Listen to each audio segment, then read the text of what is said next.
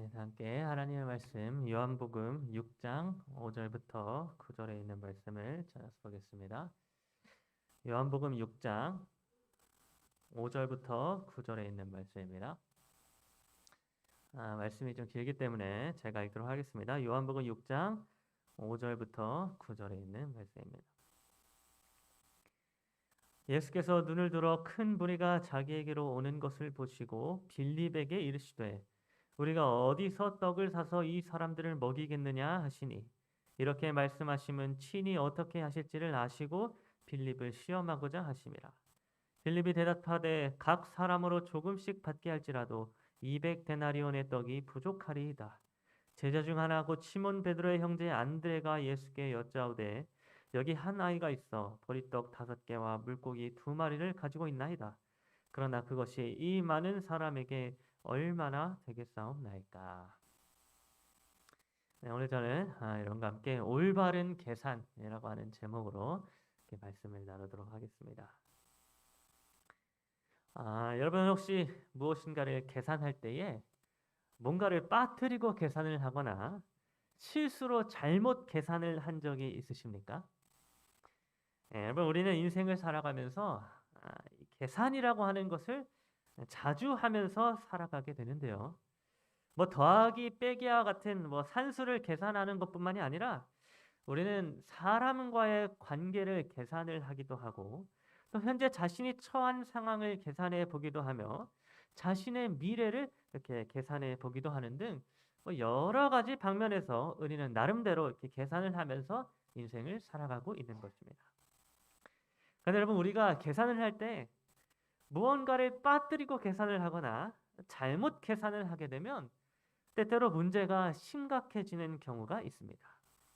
올바르게 계산을 하지 못하고 잘못 계산을 하게 될 때에 큰 낭패를 당하거나 큰 사고를 당하게 되기도 하는 것입니다. 그래서 제가 오늘은 영상을 하나 준비를 했는데요. 이 영상을 보시고 계산을 잘못하게 될 때에 그것이 얼마나 위험한지를 한번 보도록 하겠습니다. 브라질의 한 남성이 비극적으로 번지점프를 했다 사망했습니다. 브라질의 한 스릴러 광이 번지점프를 했다 가족들이 보는 앞에서 사망한 충격적인 순간이 영상에 잡혔습니다. 이번 사고는 지난 12월 17일 토요일 상파울루에서 발생했으며 36세인 이 남성은 고무 와이어를 자신의 발목 근처에 묶고서 130피트, 약 40m 높이에서 뛰어내렸을 때 발생했습니다.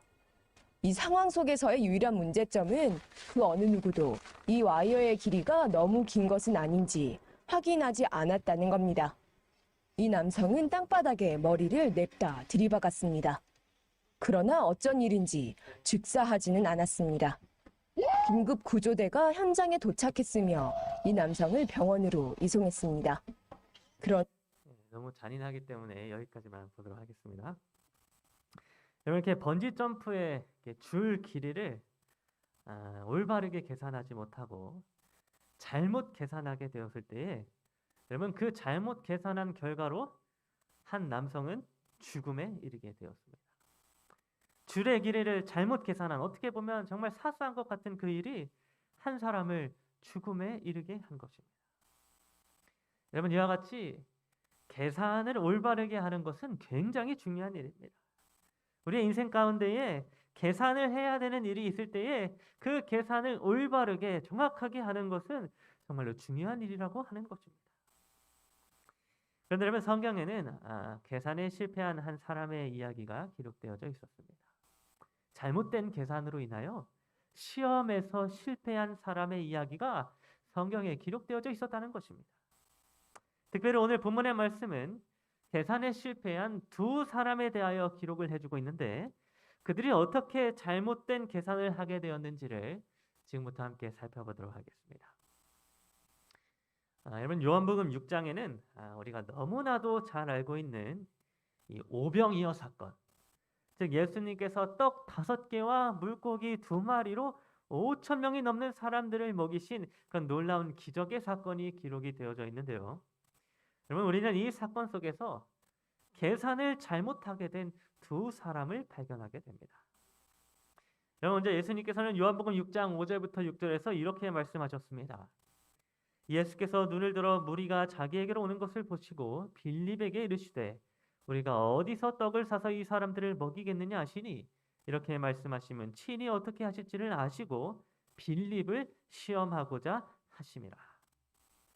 여러분, 예수님께서는 그분의 제자였던 이 빌립의 믿음을 시험하시기 위하여 한 가지 계산 문제를 빌립에게 내게 되었습니다. 예수님은 이때에 그분의 제자 빌립이 과연 올바른 계산을 할 수 있는지 아니면 잘못된 계산을 하는지에 대하여 믿음의 시험을 주시게 되었던 것입니다. 그래서 예수님은 5천 명이 넘는 사람들이 배가 고파서 굶주려 하고 있는 모습을 보시고는 빌립에게 우리가 어디서 떡을 사서 이 사람들을 먹이겠느냐 하는 그런 질문을 하게 되었습니다. 여러분, 이때의 빌립은 예수님께서 자기에게 하신 그 질문을 받고는 그의 머리를 굴려서 계산을 하기 시작하였습니다. 어떻게 하면 예수님께서 하신 질문에 올바른 대답을 할 수 있을까 하면서 그의 머리를 굴려 계산을 하기 시작한 것입니다.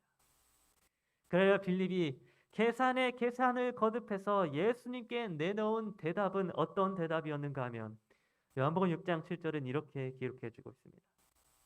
빌립이 대답하되 각 사람으로 조금씩 받게 할지라도 200데나리온의 떡이 부족하리이다.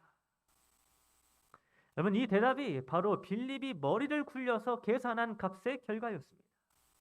여러분, 이 대답을 보게 되면 빌립은 나름대로 정말 열심히 계산을 한 것 같습니다. 먼저 빌립은 예수님께서 말씀하신 것 중에 자기가 불가능하다고 판단한 것에 대하여서는 예수님께 대답도 하지 아니하였습니다. 여러분, 예수님께서는 분명히 빌립에게 장소에 대한 질문을 하셨었습니다. 우리가 어디서 떡을 사서 이 사람을 먹이겠느냐라고 하는 질문, 그 장소에 대한 질문이 예수님께서 하신 원래의 질문이었던 것입니다. 그런데 빌립은 산 위 어디에서도 5천 명을 넘는 사람들을 먹일 만한 장소가 없다는 사실을 그가 계산하게 되었으며 5천 명을 넘는 사람들을 먹이는 유일한 방법은 그들로 하여금 집으로 돌아가는 일밖에 없다고 생각하였습니다. 그래서 빌립은 이 5천 명이 넘는 사람들을 먹이는 게 아니라 집으로 돌아가도록 예수님께 설득하기 위하여 그의 머리를 굴려 계산하기 시작하였습니다. 그리고는 각 사람으로 조금씩 받게 할지라도 200데나리온의 떡이 부족하리이다 라고 하는 답변을 예수님께 하게 되었습니다. 즉 빌립은 지금 돈을 계산하였습니다. 그들이 가지고 있는 그들의 현재 재산이 5천 명을 먹이기엔 턱없이 부족하며 각 사람들에게 얼마씩 걷어가지고 더치페이 한다고 하죠. 더치페이를 한다 할지라도 200데나리온의 떡이 부족할 것이라고 말하면서 5천 명을 먹이는 일은 불가능하다는 계산을 하게 되었던 것입니다. 자, 그렇다면 여러분, 여기에서 여러분들에게 질문해 보겠습니다. 여러분, 예수님은 빌립에게 질문했고 빌립은 그의 머리를 굴려서 계산을 한 다음에 대답을 예수님께 하게 되었습니다. 그리고 그 대답은 각 사람으로 조금씩 받게 할지라도 200데나리온의 떡이 부족하리라는 대답이었습니다. 그렇다면 여러분, 빌립이 이때 했던 계산은 올바른 계산이었습니까? 아니면 잘못된 계산이었습니까? 여러분, 빌립이 답변했던 게 정답이었습니까? 아니면 오답이었습니까? 네, 여러분, 빌립의 대답은 정답과는 거리가 먼 오답이었으며 완전히 잘못된 계산이었습니다. 여러분, 사실 빌립의 계산은 우리 세상 사람들의 눈에는 어쩌면 합당한 대답이었을지도 모르겠습니다. 아무런 준비도 되어 있지 않은 상황에서 5천 명이 넘는 사람들을 먹인다고 하는 것은 사실 오늘날 먹을 것이 풍부한 이 시대에도 거의 불가능한 일일 것입니다. 여러분, 만약에 오늘 우리가 당지에서 가장 큰 마트가 어딘가요? 롯데마트인가요? 네, 가장 큰 롯데마트에다가 우리가 전화해가지고 지금 당장 빵을 우리가 5,000인분을 사야겠다라고 말하면 여러분, 롯데마트에서 5,000인분의 빵을 구해줄 수 있을까요? 없을까요? 네, 여러분, 실제로 어떤 전도사님이 이와 같은 문의를 백화점에다가 해본 적이 있는데 그 백화점 직원이 당황을 하면서 지금 당장은 5,000인분의 빵을 준비하는 일이 불가능하다고 그렇게 답변을 했다고 합니다. 여러분, 오늘날 정말 먹을 것이 풍부한 오늘날 이 시대에도 당장 5,000인분의 먹을 것을 준비하는 일은 완전히 불가능한 일인 것입니다. 그러면 여러분, 사람들로 하여금 집으로 돌려보내고자 한 빌립의 계산적인 답변은 완전히 정상적인 계산처럼 보여지기도 하는 것입니다. 그러나 여러분, 그럼에도 불구하고 빌립의 계산은 완전히 잘못된 계산이었습니다. 그의 계산에는 아주 중요한 한 가지를 염두에 두지 않았는데, 여러분, 빌립이 그의 계산에서 빠뜨렸던 중요한 한 가지는 무엇이었는가 하면 바로 그와 함께하고 계시는 예수님이라고 하는 존재였습니다. 여러분, 빌립은 그의 계산에서 염두에 두지 않고 있던 것이 하나 있었습니다. 그리고 그 한 가지는 그의 완벽한 계산을 완전히 다 틀리도록 만들었는데, 그가 염두에 두지 않은 가장 중요했던 한 가지는 바로 그의 앞에서 그에게 질문을 하고 계셨던 예수 그리스도이셨습니다. 여러분, 빌립은 예수님을 그의 계산에 염두에 두지 않았습니다. 빌립은 그의 머리를 굴려서 가장 합당한 답을 내놓긴 하였지만 온 우주에서 가장 전능하신 하나님 예수 그리스도라고 하는 분을 염두에 두지 않고 계산을 하게 되었던 것입니다. 그래하여 예수님을 염두에 두지 않은 빌립의 계산은 완전히 잘못된 계산이 되어버렸습니다. 빌립은 예수님의 시험에 실패하게 되었던 것입니다. 그런데 빌립뿐만이 아니라 또 다른 예수님의 제자도 똑같이 잘못된 계산을 하게 되었습니다. 요한복음 6장 8절부터 9절은 이렇게 기록해 주고 있습니다. 제자 중 하나 곧 시몬 베드로의 형제 안드레가 예수께 여짜오되 여기 한 아이가 있어 보리떡 5개와 물고기 2마리를 가지고 있나이다. 그러나 그것이 이 많은 사람에게 얼마나 되겠사옵나이까. 여러분, 이번에는 예수님이 질문도 하지 않았는데 자기 혼자 나서 가지고 계산을 하게 된 한 제자가 있었습니다. 이 제자는 바로 안드레라고 하는 제자였는데, 이 안드레는 예수님 앞에서 계산을 하게 되었던 것입니다. 여러분, 안드레는 보리떡 5개와 물고기 2마리를 예수님 앞에 보여주고서는 예수님, 여기에 보리떡 5개와 물고기 2마리가 있습니다. 그런데 저기에는 5,000명이 넘는 사람들이 있습니다. 예수님, 보리떡 5개와 물고기 2마리, 그리고 5,000명이 넘는 사람들, 이걸 계산하면 어떻게 되겠습니까? 라고 하면서 예수님께 5,000명을 먹이는 일은 완전히 불가능한 일이라고 안드레는 답하게 되었습니다. 여러분, 어떻습니까? 안드레가 했던 이 계산은 올바른 계산이었습니까? 아니면 잘못된 계산이었습니까? 네, 세상적인 안목으로 볼 때에 어쩌면 안드레의 계산은 너무나도 타당한 계산 같았습니다. 떡 5개와 물고기 2마리로 5,000명을 먹이는 일은 완전히 불가능한 일인 것입니다. 그러나 여러분, 이 안드레의 합당한 것 같은 계산에도 한 가지 빠져 있는 것이 있었습니다. 안드레가 염두에 두지 않은 것이 한 가지 있었는데 그것은 바로 예수 그리스도였습니다. 안드레는 그의 계산 속에 예수 그리스도를 염두에 두지 않고 계산을 하게 되었던 것입니다. 여러분, 만약에 빌립과 안드레가 그들의 머리를 굴려서 열심히 계산을 할 때에 그들의 앞에 계시는 예수 그리스도를 염두에 두고 계산을 하였다면 그들의 답변이 어떠하였을까요? 그들이 염두에 두지 않았던 예수 그리스도를 계산에 넣고 그들이 처한 상황을 보게 되었다면 아마도 빌립과 안드레는 전혀 다른 답변을 예수님께 하게 되었을 것입니다. 여러분, 우리는 인생을 살아가면서 여러 가지 계산을 하게 됩니다. 우리는 우리가 처해 있는 상황을 계산하기도 하고 우리가 도와줘야 할 대상도 어떠한지를 계산하며 우리의 미래를 계산하기도 합니다. 우리가 어떻게 행동해야 할지 우리는 언제나 계산하면서 살아가고 있는 것입니다. 그런데 여러분, 우리는 너무나도 자주 가장 중요한 한 가지를 염두에 두지 않고 계산할 때가 있습니다. 우리는 너무나도 많은 상황 속에서 예수 그리스도라고 하는 분을 우리의 계산 속에 넣지 않을 때가 많다고 하는 것입니다. 그런데 여러분, 예수 그리스도를 염두에 두지 않은 계산은 언제나 올바른 계산이 될 수가 없습니다. 예수 그리스도를 계산에 넣지 않을 때에 우리는 언제나 잘못된 계산을 할 수밖에 없다고 하는 것입니다. 여러분, 세상 사람들이 볼 때 매주마다 교회에 헌금을 내고 11금을 내는 일은 정말 잘못된 계산처럼 보일 것입니다. 세상 사람들이 생각할 때 아무리 계산해 봐도 하나님께 자신의 헌금을 드린다, 이건 정말 미련한 일처럼 보여지는 것입니다. 또한 여러분, 세상 사람들이 볼 때에 우리의 이웃을 우리의 몸과 같이 사랑하는 일은 잘못된 계산처럼 보일 것입니다. 불쌍한 이웃들을 내 가족처럼 생각하고 돕는 일은 손해를 보는 일이며 잘못 계산한 것처럼 보여지는 것입니다. 또 세상 사람들이 볼 때 우리의 원수를 용서해 주는 일은 잘못된 계산처럼 보여질 것입니다. 우리에게 미운 짓만 하는 원수를 용서해 준다고 하는 것은 완전히 잘못된 계산처럼 느껴지는 것입니다.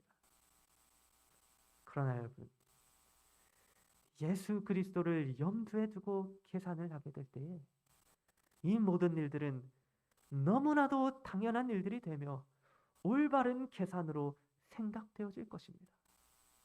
예수님을 계산에 넣고 생각할 때에 하나님께 우리의 헌금을 드리고 11조를 드리는 일은 너무나도 당연한 일이 되는 것입니다. 예수 그리스도께서 우리를 구원하셨고 우리에게 모든 것들을 제공해 주셨다는 사실을 계산에 넣게 될 때에 우리는 기꺼이 기쁨으로 하나님께 우리의 것을 드릴 수 있는 것입니다. 또 예수 그리스도를 계산에 넣고 생각할 때에 우리는 우리의 이웃을 사랑하는 일을 너무나도 당연하게 생각하게 될 것입니다. 예수 그리스도께서 먼저 죽어가는 우리의 이웃이 되어 주셔서 우리의 상처를 싸매시고 우리를 치료하시고 구원해 주셨다고 하는 사실을 생각할 때에 우리는 힘들어하는 우리의 이웃들에게 도움을 주고 사랑을 주는 일을 당연하게 여기게 되는 것입니다. 또한 예수님을 계산에 넣고 생각할 때에 우리는 원수를 용서하는 일도 당연하게 여기게 될 것입니다. 예수님께서 죄인인 우리를, 예수님을 십자가에 못 박은 원수인 우리를 십자가에서 용서하시고 그분의 피 흘리심으로 사하여 주셨다고 하는 그 사실을 생각할 때에 우리는 원수를 용서하는 일을 당연하게 여기게 되는 것입니다. 여러분, 예수님을 염두에 두게 될 때 그때 우리는 올바른 계산을 할 수 있게 됩니다. 우리를 위하여 십자가에 달리사 피 흘려주신 예수 그리스도를 생각할 때에 비로소 우리가 하는 계산은 올바른 계산이 될 수 있는 것입니다. 여러분, 예수님은 십자가에서 빌립에게 주셨던 시험과 동일한 시험을 당하시게 되었습니다. 여러분, 예수님은 십자가에서 시험을 당하시게 되었는데 그 시험은 십자가를 계산하는 시험이었습니다. 여러분, 예수님의 십자가를 세상적인 생각으로 계산을 하게 된다면 어떻게 될까요? 예수님께는 십자가의 길을 벗어나실 수 있는 충분한 능력이 그분 자신에게 있으신데 십자가의 길로 걸어가겠다는 계산이 나오기 쉬울까요? 아니면 십자가의 길을 거절하겠다는 계산이 나오기 쉬울까요?